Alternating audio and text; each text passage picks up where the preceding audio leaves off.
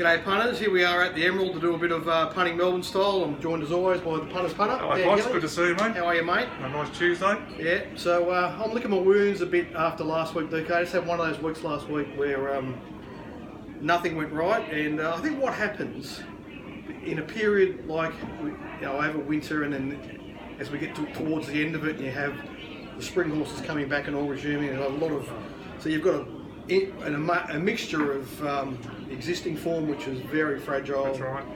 A lot of, like at Caulfield on Saturday, in the initial acceptances, more than half the horses on the program were either resuming or fresh. Yeah. And then you've got poly form as well and heavy form, and so it's all very mixed up. And what's happened to me over winter is I've just done enough to keep going, and keep taking the risks. And I've had a couple of poor days, and then I found a good winner to get me back on track. You know what I mean? So I've kept pushing the envelope, and it caught up with me last week. Oh, okay, yeah. So when that happens, for me, that just means you need to just be a little bit prudent and pick your risks until you get the momentum back on your side. Don't tip into it too much. So I had a good little trot in July, which I thought, that's not winter, it's good. But they're hard fit horses, all, like the horses I like won. And then I've hardly put my hand out in the last 2 weeks because it's been first starters, resumers, and then every race I'm looking in, there's those sort of horses all kicking off for the spring. Yeah. And then particularly in the maidens, they've got guineas, noms and things like that, so I'm not sure, so I'd just rather stay back and, as you said, be prudent. I'll just don't push the envelope, it's wait for your turn sort of thing. Yeah. And hopefully after they all get runs under their belts and get into September's the better weather and the better tracks and things like that. So I've sort of been a bit prudent. Struggling even with the poly racing and things struggling a bit at the moment, but anyway. The form cycle will turn, it'll come around. Yeah, that's it. So you've just got to be disciplined and patient. So it doesn't mean you avoid taking risks, you just choose the risks that you want to take. Yeah, I exactly. got my right whack last week, and so I've dusted myself off and I'm ready to go again this week. Interesting meeting at Sandown, which will be nothing like the meeting at Moonee Valley on Saturday, so they'll be two different beasts, but I'm looking forward to that meeting at Sandown tomorrow. Oh, that's good mate, that's good, bounce back, it's good. Anyway, well I sort of thought we haven't really throw it out to the questions on Twitter much and things like that, so I thought I'd do it last night and I might do more of it, because it's, we've got viewers who tell me they enjoy the show and things, so... We'll get a few? Yeah, we did. Oh, yeah, sweet. we did. And from some interesting, some good racing guys. And the first one was very important, Mr. King. Mr. King from the race club from Sydney. I met him at the Beckfair function. He's Well, I've seen him when I've occasionally looked at some of Johnny Balder's stuff. I've seen him. He's in that crowd. Yeah. I said I was catching up with you for a pot in the show. So we thought to get the most important question off the top of the show to kick it off was, does Potts drink pots? Now, what have we got here, Pot? There we go. Now, these sort of people north of the border, it's a bit foreign to them. Yeah. These schooners and middies and all the stuff they drink up there. So that's a midi, basically. It's a midi, yeah. And of beautiful, what are you partaking in there, Pots? Oh, that's Carlton Draft, which is a superb beer. Yeah. Which you can now, when I was a young fella, you would have been able to get that in New South Wales, but now no trouble. Yeah. And as opposed to me... So just before we go on, I just apologise that there's a big function on the room next door to us, so we're hoping that the camera's not picking that up too much, and we'll talk as loud as we can. Yeah, and I've got the next size down Pots, which probably people north of the border, this is called a glass of beer, a 7-ounce beer, and that's the publican's drink of choice. If you come here and have a beer with Andy Lewis, he'll have a glass of beer with him, and Bob O'Kane at the All Nations and things like that. So sort of regularly have a beer with Bob and that, and we drink glasses, and then beer stays cold, you drink it nice and fast. So that's I've noticed that you Mexicans are catering for us New South Welshmen these days. Like you can get a schooner at most students like if you want it, It used to just be like you'd either go here or up to a pint. Yeah. Most pints. If someone buys me a pint, I'll take it back or drink it yourself. Get me a proper glass, please. I don't want to drink warm beer. Anyway. There we go. All right, so Juppy, good mate Juppy, he fired in. Juppy was first in. So that's terrific. You're a beauty, Juppy. I miss you, mate. I know we still talk on the phone regularly. Yeah. But he's a Bendigonian these days. That's it. So anyway, looking forward to the next time we catch up. He'll be down shortly for functions over the spring and things like that. We'll see him, so that'll be good. So he obviously he came straight in and said he put a situation. He said if you and me were in say the front bar of the Emerald here and with some young blokes who like betting on sport. how will we go about selling racing to them? You know, which was, I thought, It's an interesting question, Jumpy. I mean, I suppose you've got to ask. You'd have to ask them some questions first. Yeah, that's right. So, like, are they winning? Are they punting just for enjoyment, or yeah, and have they, are they trying to win? What So I'll assume that you're talking about a couple of young keen fellas that are trying to make a quid out of it. So I'd ask them how they're going, because I'm not a sports bettor. A lot of what I know about sports betting is from Jumpy, and I know there that the edges are very narrow. And there's not especially when they're two options. Two options. That's right. That's what I think. There's just not much there. You know what I mean? Unless you've got some edge of some kind, like whether you're finding out about injuries before the market or something like that, or exactly. And there's so many good models now dealing with that stuff that those markets have got very little. Yeah. And margin in there. That's right. The pricing aspect of racing is because you've got more. We've got better pricing, obviously, with the different pricing levels, and you can back a horse at 10 to 1 or 8 to 1. Where if they want to do that, they've got to roll 4 or 5 things into a multi, which they like doing, but they're hard to get. Yeah. So, So I would say to them that, as you just pointed out, DK, there's a lot more variables in racing, which means that there are opportunities in the market. Now, whether you've got the time, whatever, to put into it to find those edges, that's another discussion. But there are simply more opportunities in racing, and there are more moves as a result of that. So it's a fairly binary thing. I'm either backing Hawthorn or Essendon or whatever. You know what I mean? Whereas in racing, you can make all sorts of moves at different times of the market. So it's more like chess than checkers. So I would say to them, as a kid, did you play chess or checkers? If they said I played chess, I said, well, racing's your game. Because racing is like chess on steroids. There's a lot of things happening.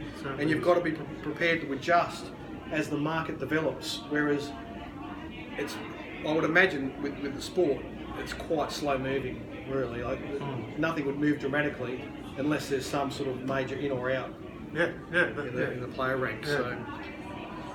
So that's the path I'd go down, Juppy, whether it worked or not. I'm not asking what their interest in racing is, because I think to make a success of it in racing, you've really got to be interested in it. Do they go to the races? Yeah, they go socially. Do they go to Moonee Valley night meetings or something like that? They're great. They're a great night out to get the good vibe of racing if they're not really exposed to it that much, and just sort of get the bug a bit. But the only other point I'd make is truly the job of the clubs and the administrators and the bodies to sell racing to those young guys that are currently betting on sport, and they've made very little effort to do it in a way that I just talked about, to sell them the chess aspects and the variables in racing that make the market fluctuate much more and create more opportunities.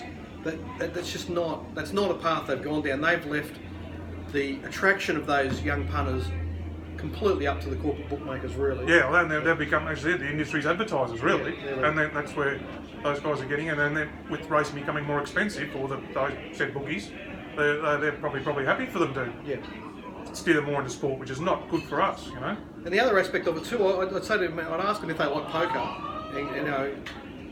and I'd ask them why they like poker, and I'm sure the answer would be, well, I watched Daniel Negreanu or Phil Hellmuth, and I thought I reckon I could play poker at that level, and I understand that it doesn't take you long to learn how to play poker, but once you start to get into it, you just get deeper and deeper and deeper. It's a never-ending puzzle, and the different moves you can make and the various ways you can play. And racing has a lot in common with poker. It's a great point about the never-ending puzzle, mate, because we've been doing it. You've been doing it probably longer than me, but since say mid-2000s, and on my own for 6 years, and every day it's a puzzle. It's either the post-race is a puzzle to me, making the answers of the post-race work, and then the pre-race puzzle.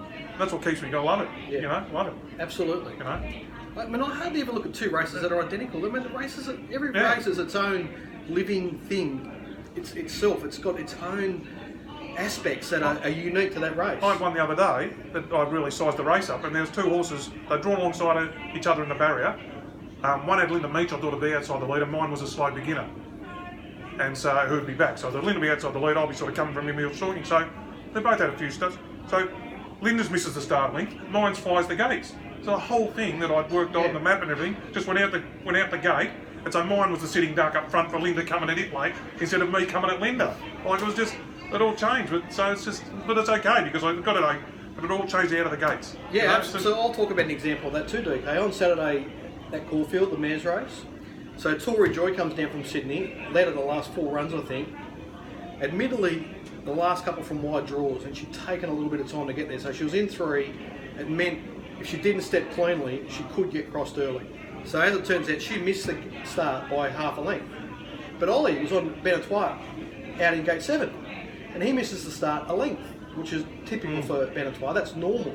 After 100 metres, because Kieran McAvoy decided to stay off the rail, Benetois up inside her. So one's drawn 3, one's drawn 7, one's a leader, one's a back marker, and after 100 metres, they're there. And you think, geez, you would have taken some imagination to create that speed map. Exactly right. Exactly right.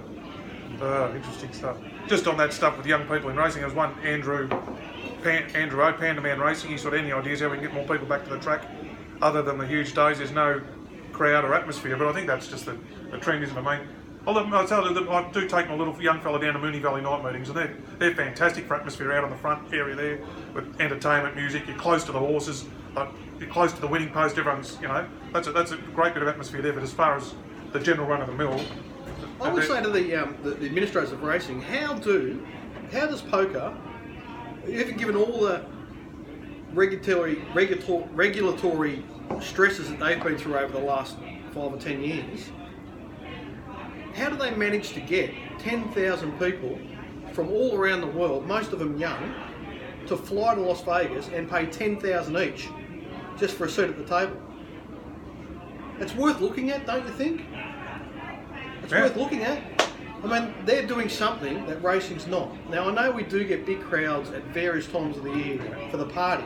For the party, that's right, for the party. But these people, 10,000 of them, are paying 10,000 each to fly around the world to Las Vegas just for a chance.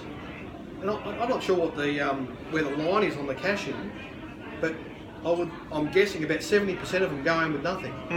Yeah. And we can't get people to turn up to the races when it's almost free. You know what I mean, most of the time. So I think if they sold some of those aspects of racing that we just talked about, the chess aspects and the fluctuation in the market, and they made sure that the best price you could get, the best value you could get was on track, as it has always been. And we're set up on track, but as I said, I can't go to the track. I'm a complete disadvantage there. I feel myself, mate, as far as where the marketplace and being at home in front of the database and the videos and watching things. If I was, there's plenty of bookies there, and you're guaranteed to get top price. You set up the laptops, and I could plug in 2 or 3 laptops and things. Well, maybe I would. But yeah. So the answer is, I think the horse is bolted, right? It's very hard. But if you do decide that's your goal, if any administrator ever did, I would say they need to go down the path of making the wagering environment on track more exciting than the online environment, and try and use the pricing as a lever to get people back on track. I mean, at the moment, the top fluck on Metro Racing is well over 110%. I would think if they embraced the on-course bookmakers, then they got the corporates to put a stand all on course as well, it would very quickly get down to 100 and below in no time. If they created a lower tax environment for them, where they're only paying, say, 1% on turnover or something on course, as opposed to the point of consumption and 2-3% on turnover and so forth. Speaking of that, we've got a question about the point of consumption, so I think we can come back in part 2, and we've got some couple of good more questions to talk about, Pops. Perfect, that was good. We got right through to nearly the 15-minute mark with. You'll be happy. Flew through, beautiful. All right.